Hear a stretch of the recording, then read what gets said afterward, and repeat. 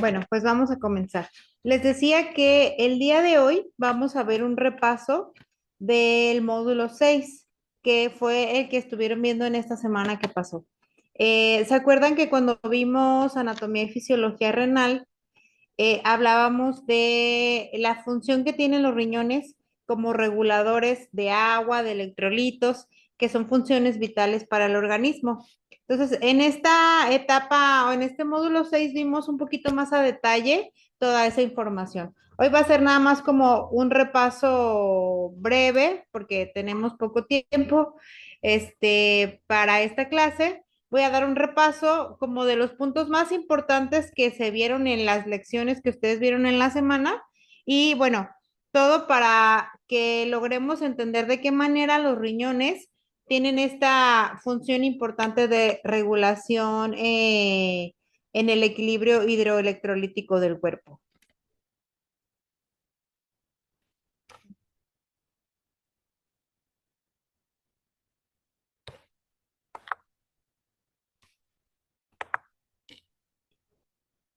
Bueno, entonces vamos a ver equilibrio hidroelectrolítico. Eh, El equilibrio hidroelectrolítico es fundamental para la homeostasis del cuerpo, ¿verdad? Y se refiere a la relativa constancia de la distribución de agua y de iones, tanto en los compartimientos en el intracelular, como en el espacio intersticial, como en el espacio intravascular, ¿verdad?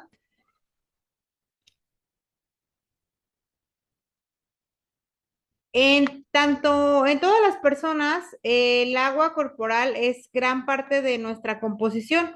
En el caso de los bebés pequeños, en los recién nacidos, el 75% de su peso corporal corresponde a agua. Ya cuando va creciendo el bebé, va disminuyendo esa cantidad por ese porcentaje de agua en el cuerpo. Tenemos que en un adulto, en un hombre, el 60% de su peso corporal es agua y en una mujer alrededor del 50-55% su composición corporal es agua. Entonces, de ahí la importancia de que, como es la mayor parte de lo que se compone en nuestro cuerpo, pues tiene que haber una regulación o un equilibrio, ¿verdad? La homeostasis del volumen total de agua en el cuerpo se conserva o se restablece por la excreción, o sea, el volumen urinario y la ingestión, ¿sale? Y de manera secundaria por otros mecanismos que ajustan la ingestión de los líquidos. Entonces, el volumen de ingreso de agua debe de ser igual al de la excreción. Eh, Se conserva, ay, perdón, eso está duplicado. Entonces, les decía que tiene que haber la misma cantidad de ingresos como de egresos, ¿verdad? Debe de haber un balance de líquidos en el cuerpo, debe de haber la misma cantidad, un balance cero quiere decir la misma cantidad de líquidos ganados como la cantidad de líquidos perdidos. Dentro de las ganancias de líquidos o de las entradas, tenemos los líquidos orales, alimentos sólidos, el metabolismo oxidativo y el tratamiento con otros líquidos, ¿sí? Los humanos obtenemos líquidos de estas formas. Los líquidos orales, pues es nuestra principal fuente de agua, ¿verdad?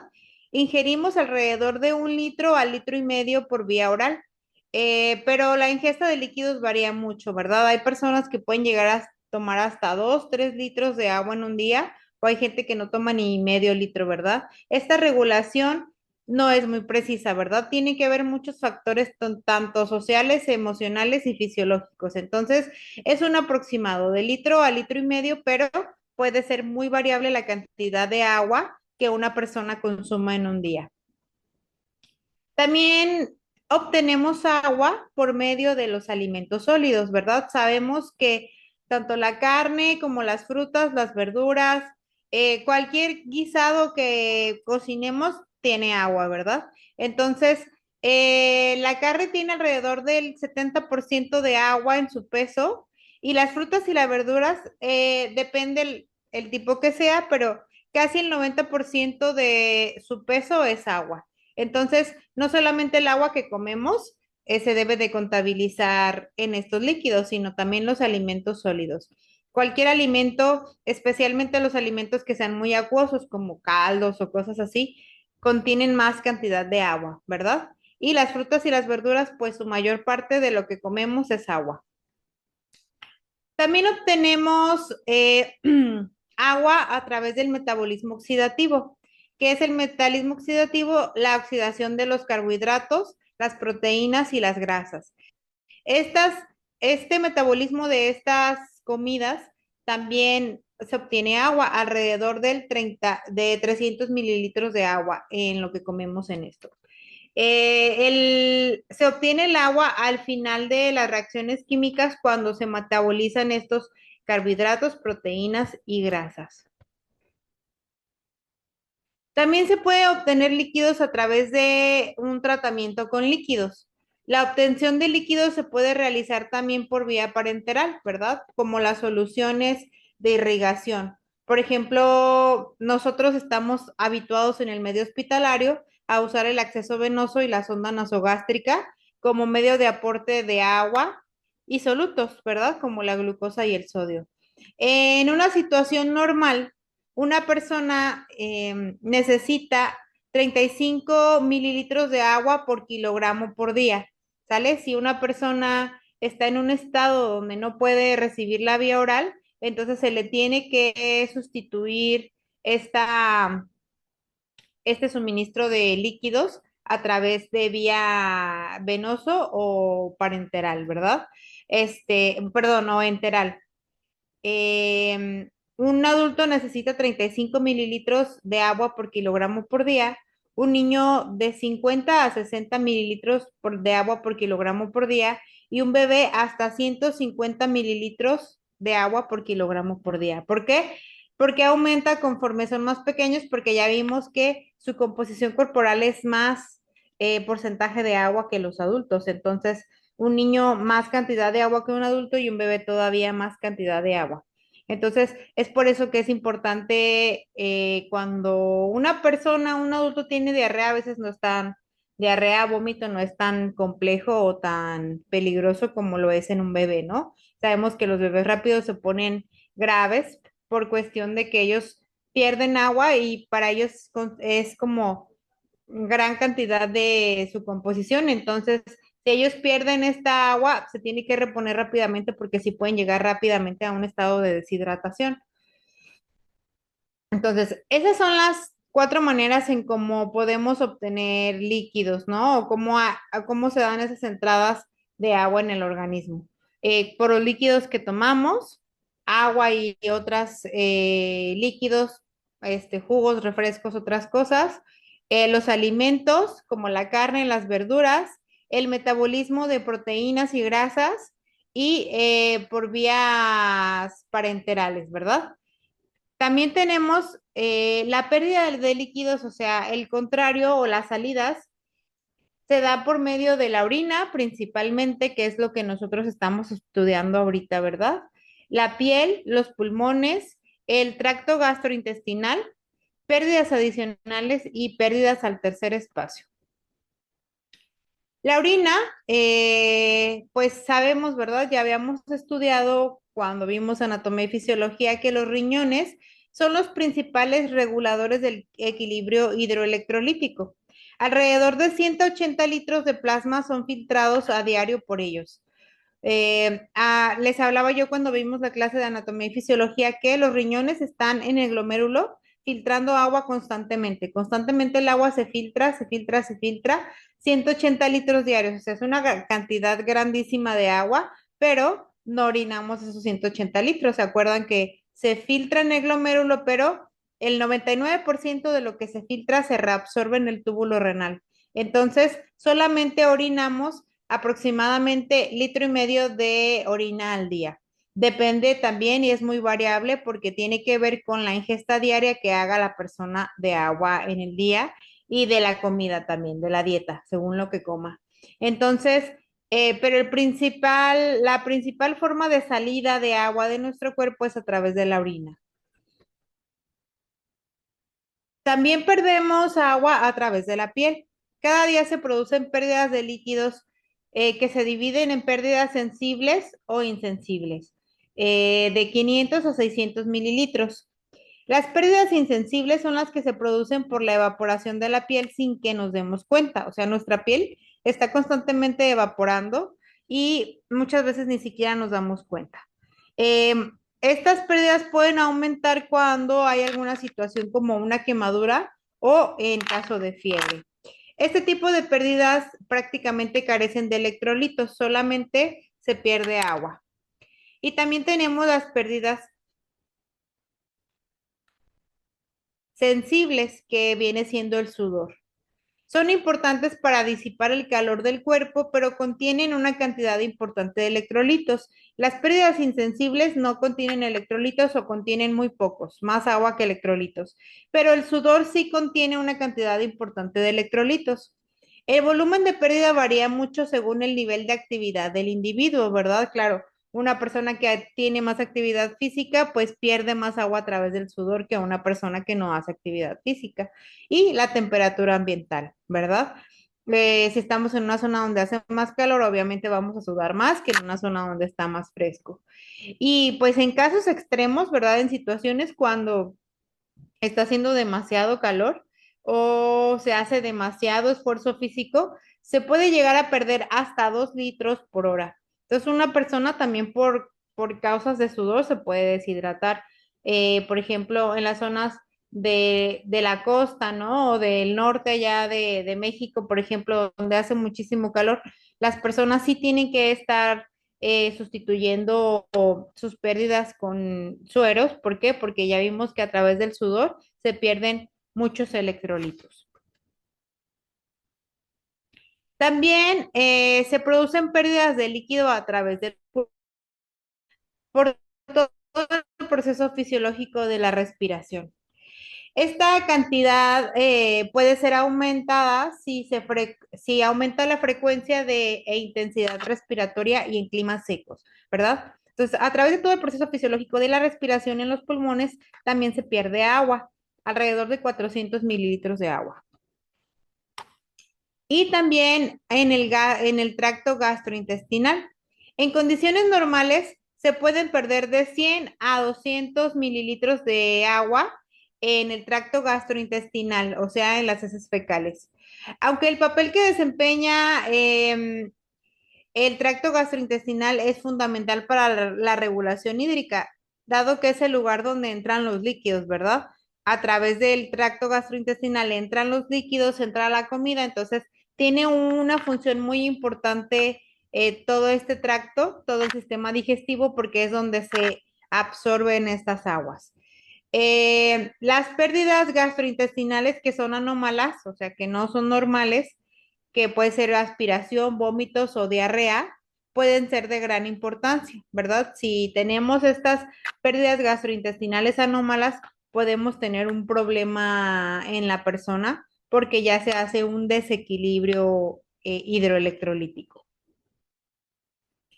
Puede haber otras pérdidas adicionales, por ejemplo, en evaporación por heridas abiertas, heridas infectadas que supuran, por fístulas o hemorragias externas, ¿verdad? Se puede perder sangre y por consiguiente se pierden líquidos. En los niños pequeños también puede haber pérdidas adicionales por el llanto, ¿verdad? Porque cuando los adultos lloramos, pues no perdemos tanta agua, solo son unas gotas tal vez, pero los pequeños que pueden llorar por un periodo de tiempo más prolongado, ellos sí pueden llegar a perder agua a través del llanto. Y por último, tenemos las pérdidas al tercer espacio. ¿Qué son estas? Son las pérdidas de líquido desde el espacio intravascular hacia un tercer espacio que es dentro del espacio extracelular, que puede ser a menudo una cavidad del cuerpo. Los líquidos del tercer espacio tienden a acumularse y no están disponibles para su utilización, por ejemplo, en el caso del edema, ¿verdad? Entonces, cuando pasa esto, esta agua pasa al espacio extracelular y muchas veces se queda ahí como estancada en alguna cavidad del cuerpo y ya no se puede utilizar para los procesos fisiológicos que se utiliza normalmente el agua. ¿Ok? Entonces,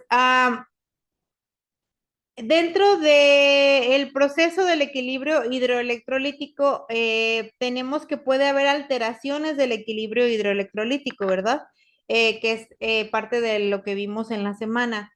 Puede haber alteraciones que puede haber, por ejemplo, deshidratación o hiperhidratación, ¿verdad? Ambos lados son alteraciones del balance. No debe de haber ni deshidratación ni hiperhidratación, debe de haber un balance. Entonces, si alguna de estas dos situaciones pasa, es que algo está fallando, ¿no? En alguna de las partes. El balance negativo del agua, o sea, la deshidratación es cuando hay pérdidas mayores que los ingresos de agua que tuvimos. Cuando es en forma rápida o lenta, da lugar a una pérdida de agua corporal cuyo nombre es la deshidratación. Se produce por pérdidas anormales cutáneas, gastrointestinales o renales, o por hemorragias, por disminución de ingesta o por desplazamiento de líquidos a un tercer espacio, como lo acabamos de ver. Según el tipo de líquido perdido, la deshidratación puede ir acompañada de desequilibrios electrolíticos. Sabemos que si se pierden líquidos, muchas veces se pierde junto con electrolitos, como veíamos, ¿verdad? Que la orina contiene muchos electrolitos, el sudor contiene electrolitos. Entonces, no nada más se pierde agua, también se puede haber dentro de este descontrol, alteración del equilibrio hídrico, también puede haber alteración del equilibrio electrolítico. Puede dividirse de dos maneras. Una deshidratación isotónica, o sea que no se pierde tanto sodio, que puede el sodio estar entre 130 a 150 miliequivalentes por litro, o puede ser hipotónica. O sea que hay una pérdida importante de líquidos y de electrolitos, como en casos como en la gastroenteritis, ¿verdad? Cuando una persona está con vómito, diarrea, pierde una cantidad importante de electrolitos y de sodio. Eh, por lo que el sodio sérico puede estar en 150 miliequivalentes por litro. Dentro de los signos y síntomas de la deshidratación tenemos que puede haber sensación de mareo, cefalea, falta de turgencia en la piel, debilidad, fatiga, náuseas, vómitos, sed, hipotensión, confusión, oliguria. Y en caso de lactantes y niños pequeños puede haber pérdida de lagrimeo y depresión de la fontanela, ¿verdad? Sabemos que en los bebés la fontanela se sume en caso de deshidratación.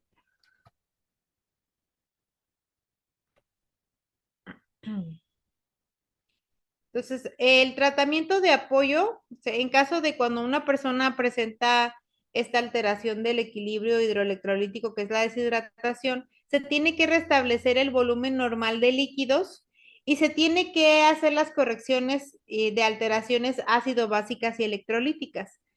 El tipo de reposición de líquidos dependerá del líquido que se haya perdido y la gravedad del déficit de electrolitos en suero, de la osmolaridad sérica y del estado ácido básico. Si la deshidratación es leve, pues se puede reponer por vía oral, siempre que el paciente pueda beber, ¿verdad? Si es que no tiene diarrea, vómito, por ejemplo, sí se puede reponer por vía oral. Pero si la deshidratación es grave, se tiene que reponer por vía endovenosa. ¿Por qué? Porque muchas veces el paciente está inconsciente o tiene vómitos extremos y en ese caso no se puede, el paciente no tolera la vía oral, entonces hay que reponer por vía endovenosa. También podemos tener alguna alteración del equilibrio hidroelectrolítico, que es lo contrario a la deshidratación, que es la hiperhidratación. La hiperhidratación es el resultado de un balance hídrico positivo. ¿Sí? Se produce por una ingesta excesiva de líquidos o por una eliminación insuficiente de agua en relación con la ingesta. Un aporte excesivo de agua o soluciones hipotónicas pueden provocar hiperhidratación, ya que al reducirse la osmolaridad del suero, el agua fluye hacia el espacio intersticial y los compartimientos intracelulares. También la eliminación insuficiente de agua puede ocurrir cuando los riñones retienen grandes cantidades de sodio y agua, como sucede en la insuficiencia cardíaca, en síndrome nefrótico, en la insuficiencia renal y en la insuficiencia hepática, ¿verdad? Sabemos que estas de las principales síntomas que presentan nuestros pacientes con enfermedad renal, que es la hiperhidratación, ¿verdad?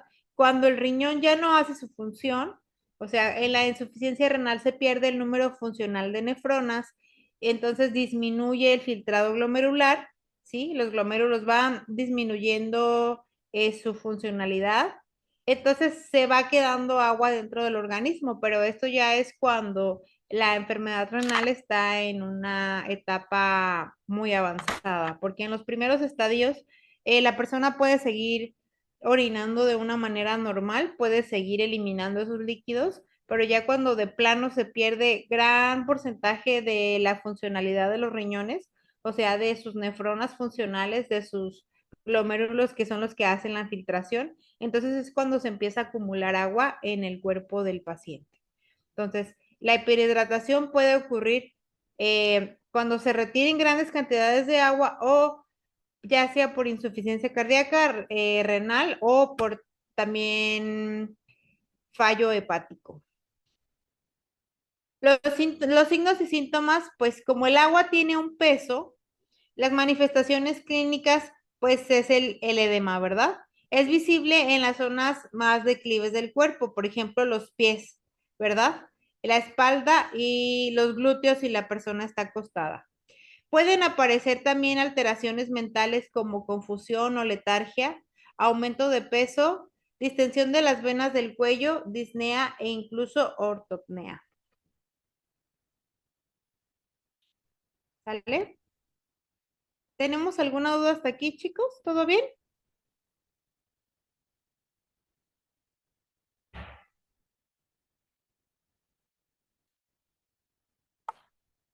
¿Todo bien? Oigan, cuando comencé a compartir mi pantalla, aparecieron unas rayitas amarillas como que alguien estaba haciendo anotaciones y me aparecen a mí. No sé si les aparecen a ustedes porque no supe cómo quitarlas y no sé si les afecte la visibilidad de las láminas. ¿Alguien que me pueda decir?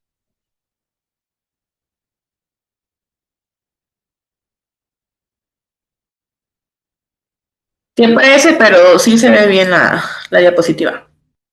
Ah, bueno, gracias, Nelsie. No, no sé por qué aparecieron y no supe cómo quitarlas, entonces ya mejor no me entretengo en eso. Si se ve bien, pues seguimos. Entonces, dentro de las alteraciones del equilibrio hidroelectrolítico, aparte de las alteraciones del equilibrio hídrico como la deshidratación y la hiperhidratación, también podemos tener alteraciones del equilibrio del sodio, perdón, alteraciones del equilibrio de los electrolitos. Una de las alteraciones principalmente puede ser en alteraciones en el equilibrio del sodio. El sodio representa, desempeña un papel fundamental en el mantenimiento de la concentración y del volumen de líquido que está en el espacio extracelular. Es el principal catión del compartimiento extracelular y el principal determinante de su osmolalidad. La ingesta diaria promedio de sodio supera en mucho las necesidades normales del organismo. Y los riñones son los responsables de esta eliminación del exceso de sodio y son capaces de conservarlo durante los periodos de restricción del edema. La concentración de sodio se mantiene mediante la regulación de la ingesta y la excreción de agua. Si la concentración de sodio en suero está disminuida, o sea, hay una hiponatremia, los riñones excretan agua. Y al contrario, si el sodio está elevado, hay una hipernatremia, la osmolaridad sérica aumenta y se estimula el control de la sed, el centro de la sed, y provoca aumento en la liberación de la hormona antidiurética por la glándula hipofisiaria posterior. La hormona antidiurética actúa sobre los riñones conservando esta agua, ¿verdad? Veíamos también en nuestra clase de funciones renales que si la concentración de sodio se disminuye, se excreta agua. Y si la concentración de sodio aumenta, al revés, ¿verdad? Se retiene el agua. Entonces, aquí es cuando se da como que el estímulo en el centro, en el hipotálamo, que es el que regula la liberación, bueno, el que da la orden a la glándula hipoficiaria para que se libere la hormona antidiurética en los riñones. La hormona cortical suprarrenal aldosterona también es un regulador importante del sodio, ¿verdad? Ya lo veíamos cuando vimos todo el sistema de renina, angiotensina, aldosterona, que la aldosterona es un regulador del sodio y del volumen de líquido extracelular. El sodio sérico normal va de 135 a 145 miliequivalentes por litro. Las necesidades diarias normales de sodio en adultos es de 100 miliequivalentes por litro, ¿sí? Lo que veíamos es que normalmente consumimos más sodio del que requerimos y es ahí donde los riñones hacen esa función importante de eliminar ese sodio que está extra. Es por eso que las personas con enfermedad renal tienen que tener un ajuste en su dieta en cuanto al sodio que consumen, ¿verdad? ¿Por qué? Porque ya no eliminan el sodio de la manera correcta. Entonces, si aumenta el sodio en su cuerpo, también aumenta el agua, aumenta el edema y puede provocar el edema complicaciones mayores, ¿verdad? Principalmente en el corazón y en los pacientes con hemodiálisis, ¿verdad? Que sabemos que son a los que más se les empieza a acumular ese líquido, ¿verdad? Sabemos que un paciente con enfermedad renal, si, si tiene ese edema de más, puede empezar a irse a otros espacios del agua, como veíamos, y muchas veces desarrollar cardiopatías o edema pulmonar o incluso ascitis, ¿verdad? Sabemos que pacientes con enfermedad renal se les hace esa ascitis que les inflama su abdomen o en las piernas, en otras partes del cuerpo. Entonces, es por eso que el control del sodio y el agua es tan importante en la enfermedad renal. ¿Por qué? Porque el riñón ya no hace su función de la regulación como lo hace una persona con riñones sanos. Entonces, por eso que nos interesa mucho, tanto en la enfermedad renal como en la hemodiálisis, nos interesa mucho el control del sodio, ¿verdad? ¿Por qué? Porque el sodio y el agua sabemos que siempre van de la mano. El agua, el sodio atrae al agua, ¿verdad? Se la arrastra, veíamos que en el túbulo de esa manera se reabsorbe el agua, perdón, se reabsorbe el sodio. Al traerse el agua, se viene el sodio con el agua y al revés, ¿verdad? Entonces, es por eso que se tiene que tener un control de sodio en los pacientes con enfermedad renal, especialmente en su dieta y en las soluciones que se utilizan en hemodiálisis. ¿Por qué? Porque ya no se hace de forma adecuada todo este proceso de control de agua y control de equilibrio de sodio. Entonces, más adelante vamos a repasar otra vez este sistema, cómo la aldosterona hace este proceso. Entonces, puede haber hiponatremia también, que se produce cuando los niveles de sodio sérico son menores de 135 miliequivalentes por litro en el cuerpo. Puede ser debido a una ganancia de agua o una excesiva pérdida de líquidos ricos en sodio, como por la orina. La ganancia se puede producir, por ejemplo, por un exceso de la secreción de la hormona antidiurética, dado como resultado un aumento de la reabsorción del agua por los túbulos renales. Sí, puede darse el caso que en alguna situación disminuye el sodio. ¿Por qué? Porque se está aumentando la reabsorción de agua, o sea, se está liberando en exceso la hormona antidiurética. Entonces, como se retiene agua, se absorbe demasiada agua por los túbulos, ¿verdad? Entonces, el sodio disminuye. Otro ejemplo de una persona que puede tener hiponatremia es por la administración excesiva de suero glucosado al 5%, ya que la glucosa rápidamente pasa a las células y el resto es agua. Entonces, una pérdida de líquidos ricos en sodio son sustituidos solo por agua y ocurre también en individuos que sudan muchísimo o personas que pueden tener importantes vómitos, diarreas, etcétera.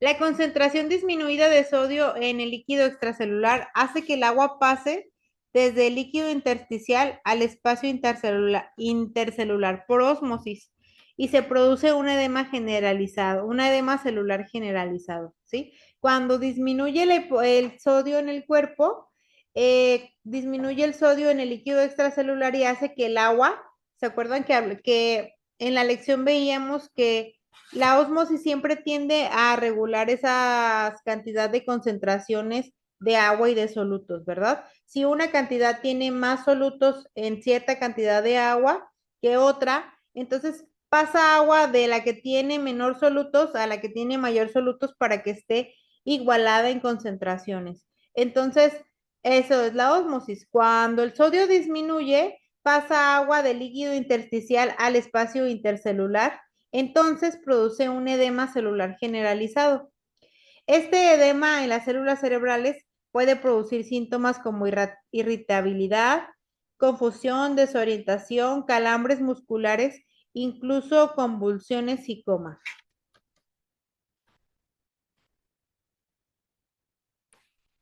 Los signos y síntomas, por lo general, normalmente no se producen síntomas neurológicos, pero sí puede suceder, ¿verdad? Como les hablaba ahorita, letargia, confusión, ataques, convulsiones y coma. Hasta que el nivel de sodio es inferior a 120 miliequivalentes por litro. O sea, si hay una disminución pequeña de sodio, no hay síntomas neurológicos. Solo cuando hay una disminución importante es cuando comienzan estos síntomas. También se producen alteraciones gastrointestinales como anorexia, náuseas, cólicos abdominales y diarrea cuando el sodio en el suero es menor de 135 miliequivalentes por litro. Si hiciéramos algunas pruebas diagnósticas, veríamos que el sodio en esta persona está 135 miliequivalentes por litro o menos y su osmolaridad sérica está disminuida. Y también la densidad en la orina es inferior a 1010 al intentar que los riñones excreten el exceso de sodio. Y también puede ocurrir lo contrario, ¿verdad? Que en lugar de que el sodio esté bajo, puede estar alto, que es la hipernatremia. Se produce hipernatremia cuando los niveles de sodio séricos son mayores a 145 miliequivalentes por litro. Y esto se puede deber a una disminución de la ingesta de agua o aumento de la excreción de agua o ganancia de sodio. Son ejemplos de aumento de la excreción de agua, personas con frecuentes diarreas acuosas, por ejemplo, o descenso de la secreción de la hormona antidiurética, como en el caso de la diabetes insípida, y trastornos pulmonares acompañados de taquipnea. Por ejemplo, esta enfermedad de la diabetes insípida, yo no la conocía, pero el año pasado yo tuve a mi bebé y, no, perdón, en el 2024 y tuve preeclampsia severa y tuve este trastorno que se llama diabetes insípida. Puede darse de forma gestacional o por alguna persona que haya tenido algún daño cerebral. En mi caso yo la presenté por la gestación y cuando me internaron, a pesar de que tuve daño en muchos órganos por la diabetes, por la preeclampsia, estaba orinando de 20 a 15 litros de orina diaria. Y esto es porque pues, la nefróloga me explicaba que aquí la placenta hace como que toma el mando y confunde al cerebro, confunde la hipófisis, y entonces hace que disminuya considerablemente la secreción de la hormona antidiurética. Entonces no retiene agua, no retiene agua en el túbulo renal, y entonces el túbulo está soltando agua a cómo va, a cómo va, a cómo va. En mi caso, pues estuve en la terapia intensiva porque me tenían que reponer todos los líquidos que perdía. Si orinaba 20 litros de solución me ponían, hasta que ya me empezó a tratar la nefróloga, que pues ella es mi amiga, entonces ya como en el hospital nadie sabía ni qué hacer, la contacté a ella y ella empezó a ponerme medicamento. Me daban un spray que se llama desmopresina, que es un sintético de la vasopresina, que viene siendo la misma hormona antidiurética. Entonces me ponía el spray en la nariz y eso hace que retenga el agua en los túbulos renales. Y bueno, me duró como unos 3, 4 meses ese trastorno. Debería de durar menos, posparto, como debería de durar de 4 a 6 semanas después, pero a mí me duró más tiempo. También me estuvo tratando el endocrinólogo porque es como que esta alteración a nivel del hipotálamo, está como que el cerebro todo confundido y hace, en el caso de la diabetes insípida, que no se retenga el agua. Entonces ya cuando veía yo que empezaba a orinar demasiado, necesitaba mi spray de desmopresina para poder retener esa agua. Y a causa de esta pérdida excesiva de líquidos, me daba demasiada taquicardia, empezaba a darme taquicardia. ¿Por qué? Porque ya estaba con signos de deshidratación. Entonces ya cuando empezaba con taquicardia tenían que reponerme líquidos, tenía que ponerme el spray y tenía que tener un control de líquidos muy, muy, muy exacto, de comidas, de agua, de todo, todo, todo, gotita que tomaba la tenía que contar, porque pues fue una enfermedad complicada. Gracias a Dios ya la superé. Bueno, no del todo, porque a causa de la preeclampsia ya al parecer quedé hipertensa, estoy tomando tratamiento para la presión arterial, Azul. pero bueno, dentro de ¿Dónde está todo, el volumen de llamada? No sé por qué está de llamada. ¿cómo? ¿Alguien me hablaba? Perdón, escuché como que alguien quería comentar algo. Entonces, bueno, les conté esta historia nada más para conocer un poquito. Yo antes no sabía mucho de esta enfermedad. Se llama diabetes insípida porque tiene el mismo síntoma de la diabetes, que se orina demasiado, pero no aumenta la glucosa en sangre. En realidad no es diabetes, por eso se llama diabetes insípida, porque tiene ese síntoma de que se orina demasiado. Entonces, este es un ejemplo de una enfermedad que hay un descenso en la secreción de la hormona antidiurética. No se secreta hormona antidiurética, o se secreta muy poca, entonces se orina demasiado, no se retiene el agua que se tiene que retener y la función renal está alterada. En mi caso, por la preeclampsia también tuve daño renal. De hecho, estaba con una creatinina de 2,1, o sea, traía una función renal del 30%. Y gracias a pues el tratamiento que me dieron en el momento, recuperé mi función renal al 100%. Pero hay personas que, por ejemplo, en los hospitales hay mujeres que tuvieron preeclampsia y nunca les hicieron ni un examen para ver cómo está su función renal. Y hay mujeres que se quedaron ya con daño renal por preeclampsia y ni siquiera lo saben.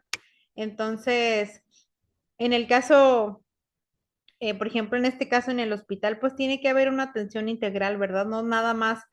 Yo veo que en la preeclampsia en el hospital se enfocan a controlar la presión arterial y ya, ¿no? Pero este aumento de presión arterial puede traer muchas complicaciones, como también puede venir acompañada de otros trastornos como la diabetes insípida u otros trastornos que son propios de complicaciones graves de la gestación. Entonces, en estos casos, pues tiene que hacerse un tratamiento con todo el equipo médico, ¿verdad? Y ahí es donde nefro entra también en ese tipo de trastornos. Entonces, bueno, este es un ejemplo de enfermedad donde puede haber hipernatremia, ¿sí? Aumenta el sodio. ¿Por qué? Porque se disminuye muchísimo la cantidad de agua, como en la diabetes insípida o en trastornos pulmonares que se presenta taquipnea. Un ejemplo de ganancia de sodio, aunque es poco frecuente, es la excesiva administración intravenosa de solución hipertónica o de bicarbonato de sodio. Sí, es poco común, pero sí puede pasar, ¿verdad? Algún paciente que se le administre de forma eh, incorrecta, ¿verdad? Demasiado sodio, demasiado solución hipertónica, también nos puede provocar una hipernatremia. Debido a que el sodio es el principal determinante de la osmolalidad en el líquido extracelular, la hipernatremia significa siempre hipertonicidad, provocando salida de agua de las células, lo que conduce a una deshidratación celular, ¿verdad? Al contrario de lo que veíamos en la hiponatremia. Los signos y síntomas en el caso de la hipernatremia es la piel y las mucosas muy secas, la lengua seca y los ojos hundidos, sed intensa, excepto en personas pues que están inconscientes o los lactantes, descenso del volumen intravascular, hipotensión postural y alteraciones neurológicas como intranquilidad y debilidad. En la hipernatremia moderada hay agitación y delirio y alucinaciones en la hipernatremia grave, ¿sale? Tanto en la hipernatremia como en la hiponatremia puede haber alteraciones neurológicas, ya lo veíamos, ¿verdad? ¿Por qué? Porque las células o están con exceso de agua o con falta de agua, ¿verdad? Entonces, todo esto ocasiona que den síntomas y que en muchos casos pueden ser graves, ¿verdad? Neurológicos. También podemos tener alteraciones, aparte de las alteraciones del potasio, perdón, del sodio, también podemos tener alteraciones en otro electrolito que es importantísimo y vital, ¿verdad? Que es el potasio. El potasio es el principal catión intracelular y desempeña un papel fundamental en el metabolismo celular. Una cantidad relativamente pequeña, el 2% del potasio corporal se localiza en el líquido extracelular y se mantiene de límites muy estrechos. Pero la mayor parte del potasio, o sea, el 93%, perdón, el 98% del potasio se localiza en el intracelular, o sea, dentro de las células.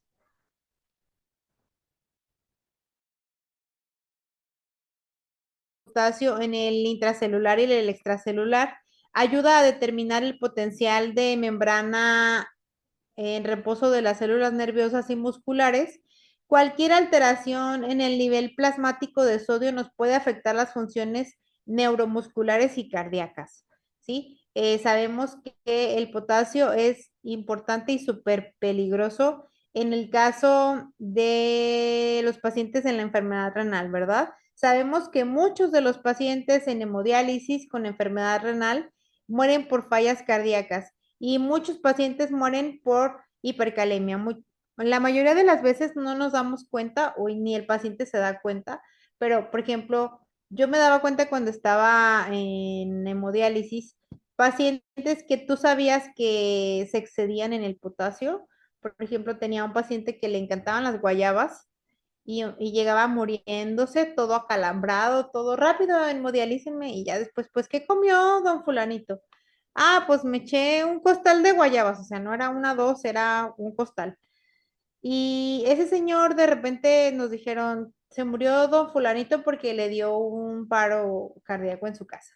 Entonces yo dije, hipercalemia, pues, ¿qué más? O sea, ese paciente sabemos que se excedía en la cantidad de potasio que comía en su dieta y como su riñón ya no lo eliminaba, ya no hacía esa excreción de potasio en sus túbulos, pues el potasio se acumuló en su cuerpo y ese paciente falleció por una falla cardíaca, que yo creo que eso le pasa a muchos pacientes y a veces ni cuenta ellos ni nosotros nos damos, pero sabemos que el potasio es un electrolito muy importante porque afecta especialmente las funciones neuromusculares y cardíacas. ¿Sale? El potasio sale y entra de forma constante de las células, dependiendo de las necesidades corporales, como resultado de la bomba sodio-potasio, ¿verdad? También esa entrada y salida del sodio y del sodio también va de la mano con el potasio.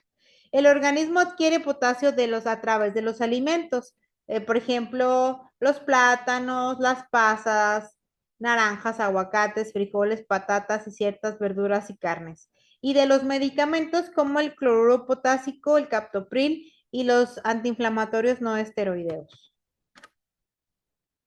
Los trastornos en el equilibrio del potasio son frecuentes porque se relacionan con diversas enfermedades y lesiones. Y también se pueden derivar del uso de medicamentos como diuréticos, laxantes y ciertos antibióticos, nutrición parenteral y quimioterapia. El organismo pierde este catión a través de los riñones, del tubo digestivo y también a través de la piel. Los riñones son los reguladores del balance del potasio al ajustar la cantidad excretada por la orina.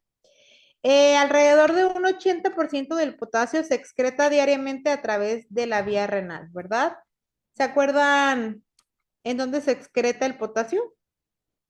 ¿Quién me dice? ¿En qué parte de la nefrona se excreta el potasio?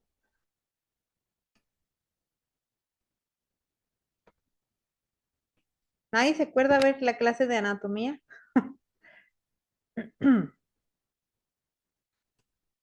El potasio se excreta en el túbulo renal, ¿sí? Principalmente en la última parte, en una parte del túbulo distal.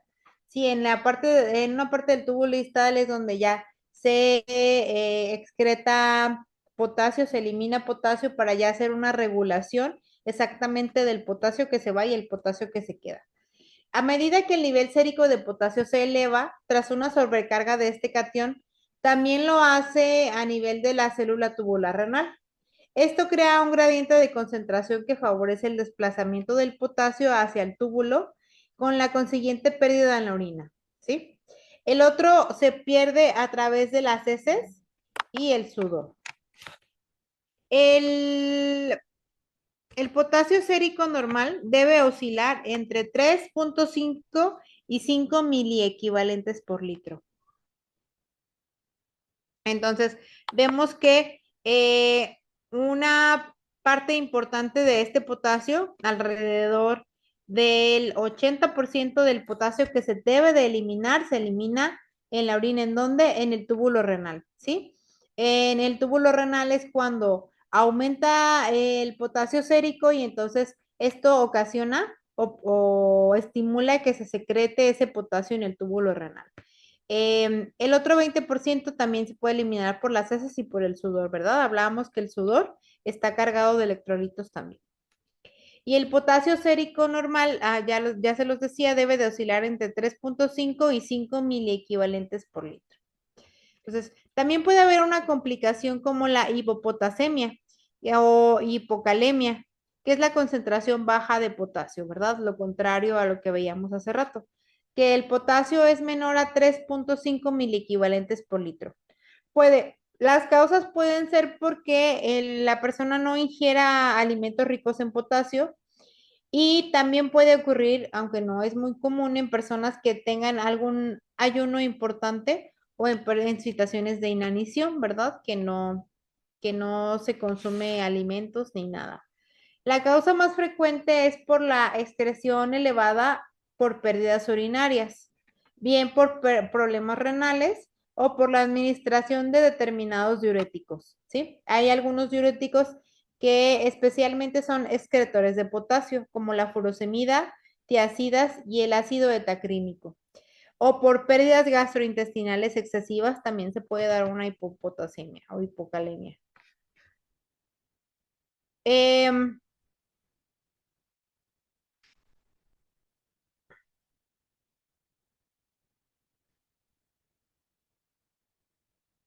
La aldosterona también puede aumentar la excreción de potasio y así las enfermedades que elevan los niveles de la aldosterona, por ejemplo, la administración de corticosteroides y el estrés postquirúrgico pueden aumentar la excreción de este ion.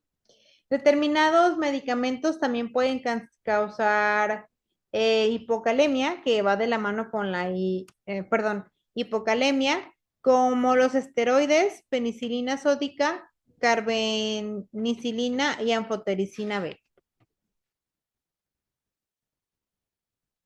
Entonces, bueno, solo como un repaso de lo que ya habíamos visto en la clase de funciones renales, sabemos que entonces todo este equilibrio hidroelectrolítico se da principalmente por el riñón, ¿verdad? También vimos que podía ser por otras causas, por pérdidas gastrointestinales, por la respiración también se utiliza y se regula cierta cantidad de agua y electrolitos, pero el riñón es el que se encarga principalmente de eliminar y de regular la cantidad de agua y la cantidad de electrolitos que se va y que se quedan en el cuerpo, ¿verdad?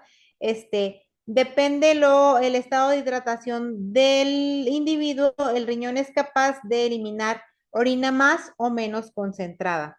O sea, la misma cantidad de solutos disueltos en menor cantidad de agua. ¿Sale? Que es lo que decíamos, ¿verdad? De la osmolaridad. Depende. Hay soluciones que tienen más agua y menos solutos y esas están como más diluidas. Sería una orina más diluida. Si la orina tiene menos agua y más cantidad de solutos, es una orina más concentrada. Entonces, eso lo regula el riñón. Porque a veces podemos orinar más concentrado y otras veces más diluido, pues depende de muchos factores, ¿no? Principalmente de la dieta y de la cantidad de agua y solutos que se eliminan a través de la orina. Y esta es una función básicamente del túbulo renal. Sabemos que el glomérulo filtra 180 litros de agua al día, pero quien dice cuánta agua se va y cuánta agua se queda se determina en el túbulo y cuántos electrolitos se van y cuántos se quedan también se determina en el túbulo renal. En el túbulo es donde se le da la composición exacta a la orina y a la sangre, ¿verdad? Eh, Además de la variable fracción de sodio reabsorbidas en el túbulo proximal, también hablábamos que la hormona antidiurética hace que el túbulo sea más o menos permeable al agua, condicionando una mayor o menor absorción del 15% en ese segmento, donde ahí la orina se hace más o menos diluida. ¿Verdad? Aquí tenemos una imagen donde les explicaba la vez pasada, ¿verdad? La sangre entra, se filtra, el riñón filtra, excepto células de sangre, células sanguíneas, proteínas, aminoácidos, se filtra. Lo que se filtró pasa hacia el túbulo renal. En el túbulo renal se dan los dos procesos importantes de reabsorción y secreción, ¿verdad? ¿Por qué? Porque los capilares peritubulares rodean a todo el túbulo. Entonces, digamos que están en comunicación, ¿verdad? Entonces, en esta parte se reabsorbe el agua, se reabsorben los electrolitos para darle al final una composición exacta a la orina, ¿sale? Depende muchos factores que fueron todos los que ya los vimos, es la cantidad de agua que se va a eliminar y la cantidad de electrolitos que se va a eliminar, de sodio, de potasio, que son los principales. También puede haber alteraciones en otros electrolitos, pero los más importantes son el sodio y el potasio, que al final de cuentas nos hacen toda una regulación de este equilibrio hidroelectrolítico. La hormona antidiurética es sintetizada por las células nerviosas del hipotálamo y es segregada por la hipófisis. En enfermedades como la que les platicaba, la diabetes insípida, hay un problema especialmente a nivel del hipotálamo que está ahí como que confundido y no da la orden a la hipófisis para que se libere la hormona antidiurética. Entonces, en este caso, se tiene que poner un sintético de la hormona antidiurética o vasopresina que se llama desmopresina. El principal estímulo para la secreción de la hormona antidiurética es el aumento de la osmolaridad plasmática. O sea, cuando aumenta la concentración dentro del plasma, en la sangre, entonces se da la orden de que se requiere más agua. Y también la estimula la disminución del volumen de líquido extracelular, ¿sí? Si disminuye el volumen de líquido extracelular, también se da la orden de que pues, necesitamos más agua y se libera la hormona antidiurética. Entonces, cuando la hormona antidiurética se libera, actúa sobre el túbulo colector haciéndolo más permeable al agua, con lo que la reabsorción de esta aumenta y disminuye la osmolaridad plasmática y se excreta una orina más concentrada. O sea, hay más agua en la sangre, o sea, disminuye la osmolaridad plasmática y la orina sale más concentrada. En situaciones de disminución de la osmolaridad o expansión del volumen extracelular, se inhibe la secreción de la hormona antidiurética y entonces se absorbe menos agua y se excreta una orina un poco más diluida. ¿Sale?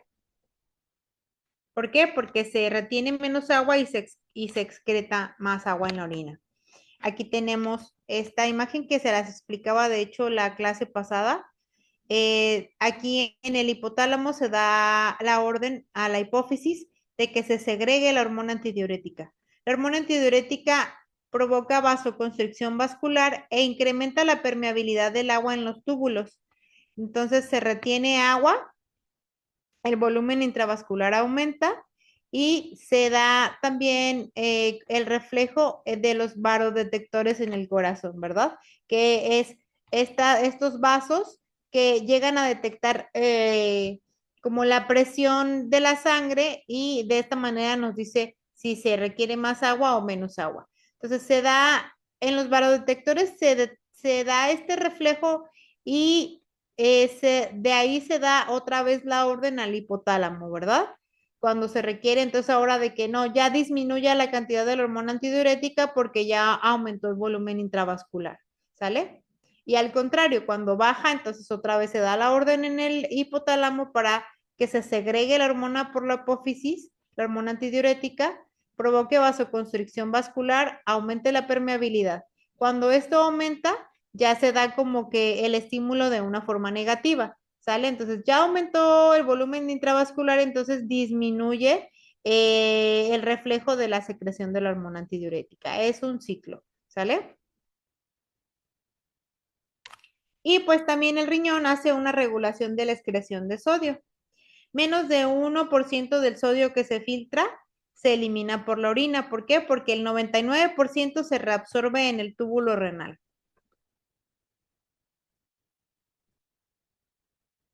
Si el aporte del sodio disminuye, se produce concentración en el espacio extracelular y se estimula la secreción de la renina por el aparato yuxtaglomerular, ¿verdad? Este proceso va de la mano con el sistema renina-angiotensina-aldosterona.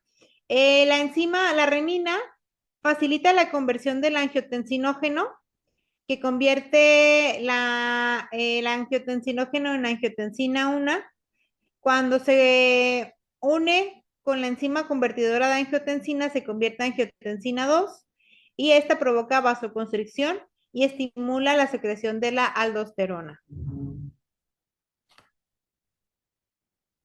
La aldosterona actúa sobre el túbulo, aumentando la reabsorción de sodio y restableciendo la homeostasis.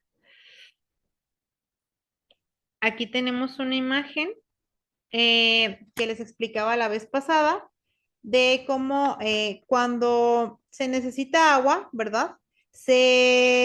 En el aparato yuxtaglomerular, que son estas células que están en la entrada del glomérulo, se da la orden para que se libere la renina, ¿sí? La renina se une con el angiotensinógeno y lo convierte en angiotensina 1. Después la angiotensina 1 se une con la enzima convertidora de angiotensina, que esta se libera en los pulmones. Cuando se une la angiotensina 1 con la hormona convertidora de angiotensina, se convierte en angiotensina 2. La angiotensina 2 ya tiene esa capacidad de hacer algo. Cuando era solo angiotensinógeno o angiotensina 1, todavía no tenía ningún efecto hasta que se une con la enzima convertidora de angiotensina. La angiotensina 2 provoca vasoconstricción y provoca también que se libere aldosterona en las glándulas suprarrenales. La vasoconstricción aumenta la presión arterial y la aldosterona provoca una reabsorción de mayor sodio y agua en el túbulo, lo que aumenta la volemia y aumenta la presión arterial. Entonces, igual como con la hormona antidiurética, cuando ya aumenta la presión arterial, se da la orden de que ya se disminuya la cantidad de renina que se libera. Entonces, se da al contrario, ¿verdad? En lugar de retener agua, ya no se retiene tanta agua. ¿Por qué? Porque el aparato yuxtaglomerular dice, ah, no, ya estoy recibiendo la presión que necesito. ¿Sale? De esta manera se regula el agua, el sodio y por consiguiente la presión arterial en el cuerpo. Y bueno, terminamos. Todo este del proceso hidroelectrolítico que ya lo vieron a detalle en la semana, son procesos complejos, pero bueno, de forma general esta es más o menos la explicación de cómo se da el equilibrio hidroelectrolítico en el cuerpo y las alteraciones del equilibrio que puede haber. Como ya veíamos, un gran porcentaje del equilibrio hidroelectrolítico se da principalmente en los riñones. Entonces, por eso que cuando hay una enfermedad renal, se da toda una alteración de agua y de electrolitos en el cuerpo principalmente, ¿verdad? ¿Cómo ven? ¿Tenemos alguna duda hasta aquí? Bueno, ya terminamos.